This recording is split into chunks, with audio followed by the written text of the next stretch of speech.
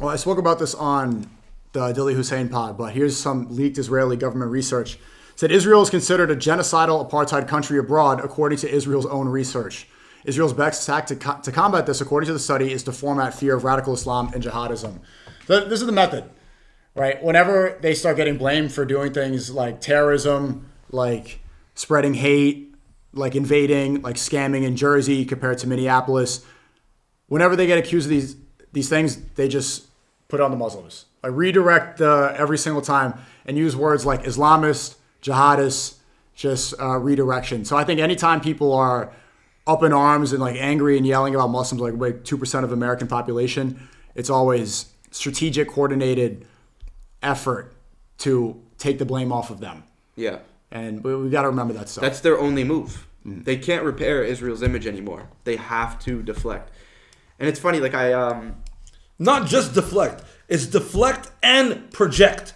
And the thing is, the reason why they have to do that, right, is the reality the people of falsehood will follow falsehood. The people of truth will follow truth. So those who follow falsehood, when they put out false narrations about us, they're going to believe that. Because remember, Almighty God has given everyone the free will to choose either goodness or to choose evil.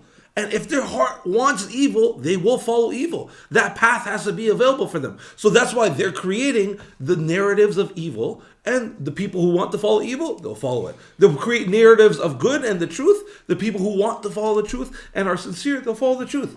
But both options have to be out there. So they're creating those options for the people. Remember, this is all, like, they're part of people's test. All this propaganda, this is all part of people's test. Keep in mind, everybody that's watching, you guys are being tested by your creator, bro. You think you were created without a purpose? Think about it, bro. The phone, everything has a purpose. The phone, your finger, your eye, everything has a purpose. Your socks. You think you don't have a purpose? Come on, man. They want to distract you away from the purpose. And one of the best tactics that they use, that SNEAKO mentioned, is scare tactics. If they scare you away from the truth and they scare you away from the book that's going to tell you everything you need to know about this life and the hereafter, and to prepare you for your meeting with the Creator. Because the reality is, you were created by your Creator and you're eventually going to meet that Creator. Now the question is, in what position are you going to meet the Creator? In a position where He's going to be pleased with you, or in a position where you're going to see His wrath?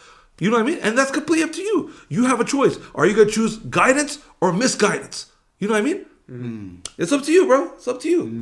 Damn, W rat or what? Oh my God, bro. Woo! Put some fire emojis in the chat, man. Oh my God, bro. Put some fire emojis in the chat. I want to see some fire emojis in the chat. A couple things I want to react